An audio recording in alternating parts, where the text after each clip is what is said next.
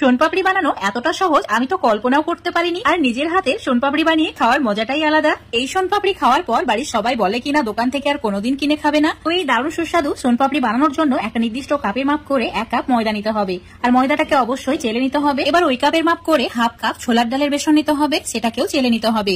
এখানে কিন্তু ছোলার ডালের বেসনটাই নেবে। এবার এই দুটি উপকরণ একসঙ্গে ভালো করে মিশিয়ে নিতে হবে। মেশানো হয়ে গেলে চুলোর উপর একটা ফ্রাই প্যান নিতে হবে। অ্যাড করে দিতে হবে 1 টেবিল চামচ ঘি। আর ঘিটা ভালোভাবে গলিয়ে নিতে হবে। চুলোর ফ্লেমটা মিডিয়াম টু লো করে রাখতে হবে। তারপরে অ্যাড করে দিতে হবে বেসন আর ময়দার মিশ্রণ। এখন এবার একটু সময় নিয়ে মিডিয়াম টু লো ফ্লেমে ভেজে নিতে হবে। প্রায় 10 মিনিট এভাবে ভেজে নিয়েছি। খুব সুন্দর একটা সুগন্ধ বের হচ্ছে। তো একটা পাত্রে ঢেলে রেখে দিচ্ছি ঠান্ডা করে নেওয়ার জন্য। ভালোভাবে এটা ঠান্ডা করে নিতে হবে। এইভাবেই থাক ততক্ষণে চুলোর উপর একটা ফ্রাই প্যান নিতে হবে। অ্যাড করে দিতে হবে ওই কাপের মাপ করে 1.5 কাপ চিনি। আর দিয়ে দিতে হবে 1 টেবিল চামচ লেবুর রস, মানে একটি গোটা লেবুর রস অ্যাড করে দিতে হবে এই সময়। আর দিয়ে দিতে হবে 1/2 কাপ জল। তারপর একদম নাড়াচাড়া করা যাবে না যতক্ষণ না চিনিটা গলে যাচ্ছে।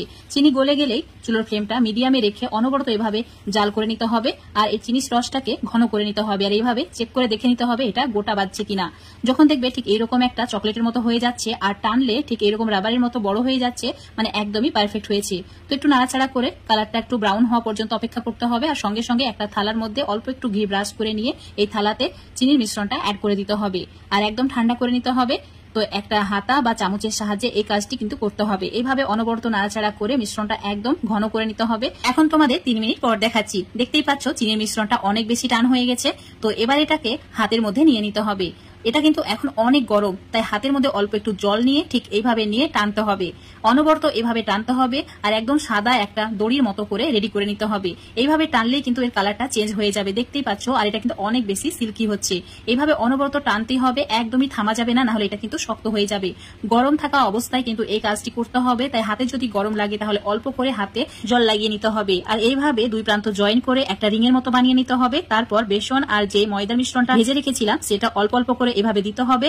আর ঠিক আমি যেভাবে করছি একই ভাবে স্টেপগুলো ফলো করে বানিয়ে নিতে হবে। মানে মাঝে মাঝে এইভাবে কিন্তু মিশ্রণটা অ্যাড করতে হবে, টানতে হবে। আর এইভাবে মানে একটা পাক দিতে হবে। তাহলে খুব সুন্দরভাবে সোনপাপড়িটা রেডি হয়ে যাবে। আর এই সোনপাপড়ি বানানো এতটাই সহজ যে যখন মন চাইবে নিজেই বানিয়ে নিতে পারবে বাড়িতে। দোকান থেকে কিনে খাওয়ার কোনো প্রয়োজন নেই। আর এইভাবে একবার যদি বানিয়ে খাও দোকান থেকে আর কোনোদিন কিনে খেতে ইচ্ছা করবে না। এটার স্বাদ দোকানের সোনপাপড়ির চেয়ে অনেক গুণ বেশি।